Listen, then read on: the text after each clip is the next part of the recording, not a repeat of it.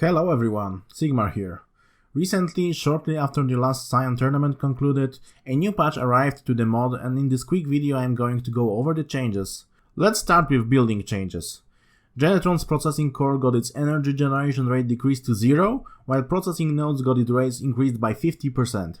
Right now you need exactly 2 processing nodes to make up for core's lost innate energy generation, but obviously the nodes now scale better, meaning that it is a nerf to the energy generation in the early game, but a buff in the mid and late game. This is one of the changes that addresses the Genetron early game supremacy problem, and this is a really subtle one, but a lot of small changes can definitely make a big difference. This change delays the timing of the first mining priority available to Genetron, making its early game a little bit less rich in resources, which is a cool way to nerf races early game. Then we have a small buff to the edifice that received a big hit previously. Part of its unit charge time got reverted, and while it's not the value from the golden age of Chiron, now edifice gets a unit charge every 20 seconds instead of 22. Another Chiron building that was changed is an outlet, and its build time is now shorter by 7 seconds, which might help defensively and maybe even allow for some quicker harassment with auroras, which might be crucial to punishing greedy players. On to the units. We have 2 small changes, 1 big change and 1 major overhaul of a unit. Let's go from small to huge. Equalizer's primary weapon is now a hit scan attack, meaning it no longer uses projectiles and behaves like a marine attack. Previously it suffered from overkills and now it's no longer the case, so it's a huge buff to the unit which might bring it to a broad usability. Torrent's enhanced targeting upgrade, the one that increases the range of its attacks, now costs 50/50 more, which is a marginal change that I don't feel like will have any impact on the game. I think it was prompted by some players on the Discord server claiming it goes online too early. Which is kind of true, because you always got the upgrade right after producing like your first 2 torrents. At least I did it this way.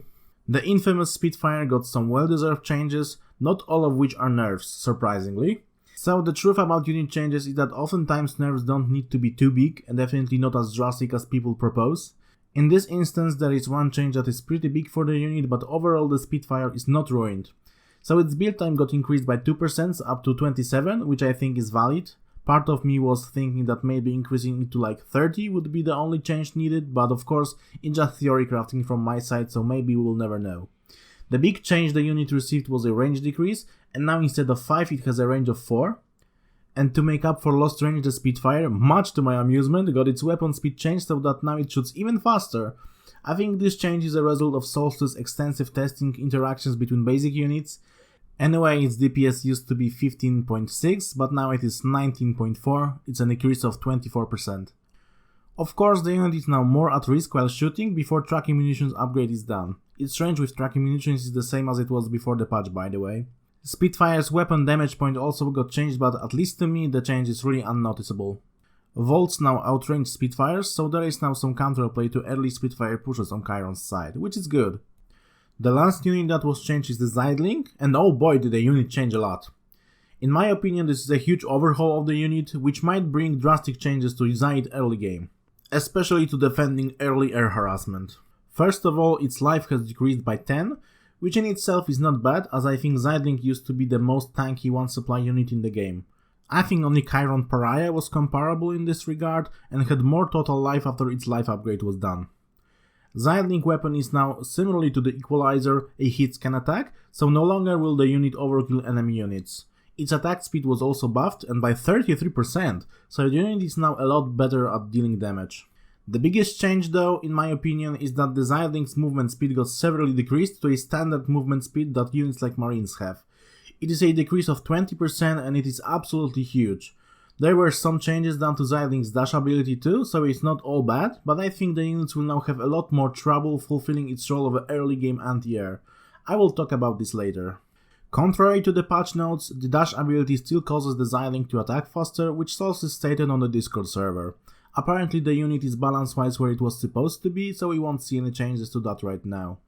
There is also no longer a casting delay, meaning that the unit movement with dash is now a lot smoother, which is super cool because I saw some people complaining about the nature of this ability. 2 Sidelink upgrades got combined into 1, now costing 150 and taking 79 seconds to do research. Piercing Thrust upgrade is gone, and Ocular Acuity now gives +1 range but also +1 regular damage, which I find amusing, but maybe it helps with some unit interactions, and +3 versus armored damage. There is also a new upgrade that reduces the cooldown of dash by 5% from 7 to 2, and it costs 100. I didn't see it coming and it seems pretty weird to me, to be honest. Worth noting is that the attack speed buff can be active 100% of the time as long as you keep using dash on your Sidelinks. Yet another funny thing.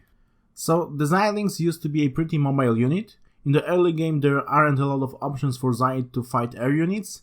Sidelink was pretty versatile because it is pretty strong in direct combat, but it was also fast enough to move between bases and fend off enemy flyers. With reduced movement speed I have my doubts it will be able to continue to be a viable form of anti-air. The no delay dash helps a little, but it doesn't make up for the speed lost. So now in the unit department I think Zide players will have to go for manlinks to defend air pushes in the early game, and manlinks cost a lot of gas unfortunately, so I am not sure if this situation is ideal. Going for fast revilers or raptors to defend air attacks is also questionable to me, but I guess we'll have to see how it goes. Also, I think the shorter cooldown dash upgrade was meant to make up for the speed lost, but at the same time basically the unit will have to be babysitted in order for it to move fast. Having to use an ability every 2 seconds I find to be a pretty cumbersome design, and personally I hope it will be changed in the future. I am not convinced this is a good direction. Maybe increased dash distance would be better in this regard, but I think it would look pretty hysterical if the Sidelinks dashed a really long distance. An ideal solution for me would be probably to increase the unit's base movement speed back, maybe to like 3.5 with no dash delay back.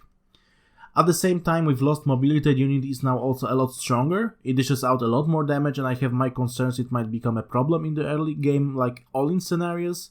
In direct combat it's very strong for its cost, it's very strong for its supply, and I have my concerns, you know. That's all from me today, a quick video but I hope you liked it. If you did, please press the like button and maybe even subscribe to the channel. Goodbye!